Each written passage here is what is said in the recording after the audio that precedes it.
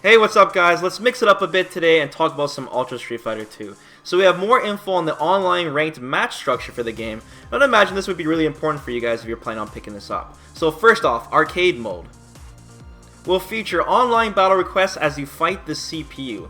After a match is done, you'll resume arcade mode on the last stage where you left off, just like in the old school arcade days when you were playing on the cab. You'll also have access to local matches via your friends or anyone nearby using wireless, like if you're in a park or something or on a bus. Don't forget the Nintendo Switch doesn't have an Ethernet port though, so you don't really have a choice anyways. Let's talk about the ranked match types now. First off, we have Quick Match, no surprise. Searches for players without setting any conditions. This is pretty much the equivalent of me playing Street Fighter 5 on 4 to 5 bar searches. Custom Match allows you to set conditions and search for a player that you want to fight against. Create Match creates a lobby where you set the battle rules and such, and wait for the player that you want to fight against to join. And finally, Friend Matches. Searches for a player that you can fight against now from your registered friend list. So nothing out of the ordinary, but this is where it gets interesting. Ultra Street Fighter 2 will be using a player point and battle point system. So battle points, in case you guys don't know from the Street Fighter 4 days, reflects your ratings only on your specific character. And player points is a rating based on your account as a whole. And I actually really miss this BP system. I really wish it was in Street Fighter 5 because first off, it allows you to test out and switch your characters and then be rated as such against other players of that rating without having to play like for example, non-ranked matches and you run into like some really high-level account. Because when you play non-ranked matches, the game Street Fighter 5 system still tries to match you against other evenly ranked players, even though it's non-ranked.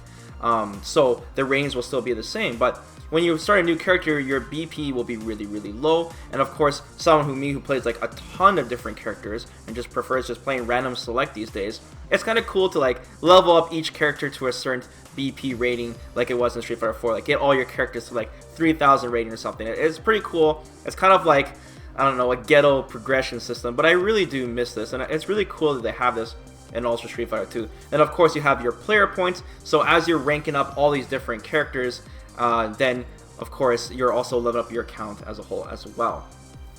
On top of that, in Street Fighter 5, there's a huge penalty for, you know, if you're playing ranked and you want to try out a new character, say a new character comes out, for example, like Urian, and you want to learn him, and if you're playing ranked, you're like, say you're in diamond rank or something, and you play against some platinum player, and you're playing your new character, and he's using his main that he's been using since day one, and you're just testing it out, and you lose so many points, right, in ranked. So it's just like, it's something that forces you have to play lobby, you have to play, you know what I mean, non-ranked matches. And another cool thing too is it allows you to search players with high BP ratings of specific characters. So if you want to see a player who's like a player who's a character specialist, for example, you just look at the BP rating, because you know most of the time if you're looking for like who's the best Kami player, and if some really high master rank pro in Street Fighter 5 just happen to play one match with Kami, then they're like all the way up at the top, you know, and it's hard to just figure out which person is the best with which character, and they're constantly switching characters whether they're playing lobby matches or whatnot. So yeah, bottom line, I do miss the BP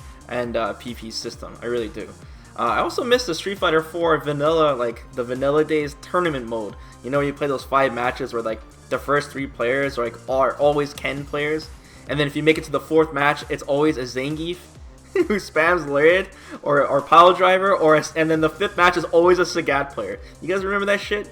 Good times, man. I miss vanilla Street Fighter 4. Definitely my favorite version. Anyways, let's get back on topic here. So besides this whole ranked thing for Ultra Street Fighter 2, I also want to talk about another thing, and that is that random FPS clip from the official Ultra Street Fighter 2 trailer. I didn't mention this before because I figured Capcom would give more information on this, but they haven't. So let's discuss it now. If you haven't already seen it, for the official Ultra Street Fighter 2 trailer, you see Ryu throw this fireball in first-person perspective at some random Shadowloo soldier. And it's in first-person perspective. It's really random. And obviously, I don't think this is an Ultra Street Fighter 2 because you can clearly see it's like the Street Fighter 4 engine, as well as like that Street Fighter 4 stage, that laboratory Seth stage. So it's like, what? Why is this even in the Ultra Street Fighter 2 trailer to begin with? For the Nintendo Switch, no less, right? Does that mean that it's possible that the Nintendo Switch, like Capcom's gonna release a VR game for the Nintendo Switch? But like, how would that even work? Like, I guess you got the Joy-Con controllers or something. I don't know, it's really random. But don't forget the 30th anniversary for Street Fighter is taking place this year. So we're gonna get a bunch of, you know, random Street Fighter related surprises coming up, especially during E3, where Ono said there'll be several surprises. And on top of that, from the VR side of things, with the success of Resident Evil 7, I'm sure Capcom, well, we already know Capcom's gonna be focusing on more VR related games, but that's a different video that I want to talk about. So yeah, I wouldn't be surprised if this is something else entirely. So like, what do you guys think this is? This VR FPS thing, that 2-second clip in that trailer. You guys think it's part of Nintendo Switch? Is it part of Ultra Street Fighter 2, or is it just something else entirely? And Capcom didn't know what to do, so they just shoehorned in this trailer, and it just, like, I don't know, subliminal message in the video that makes us like think that we didn't see it, but we actually did.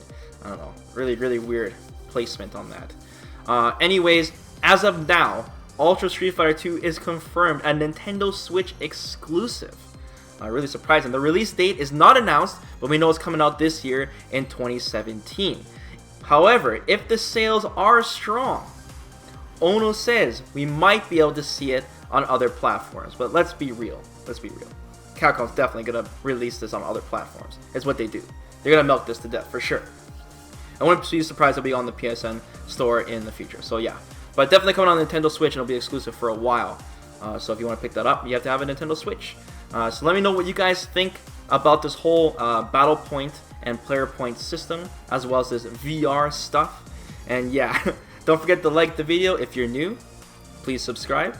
And as usual, guys, I'll keep you updated on more fighting game news and such in the future. So have a good one, guys. Peace.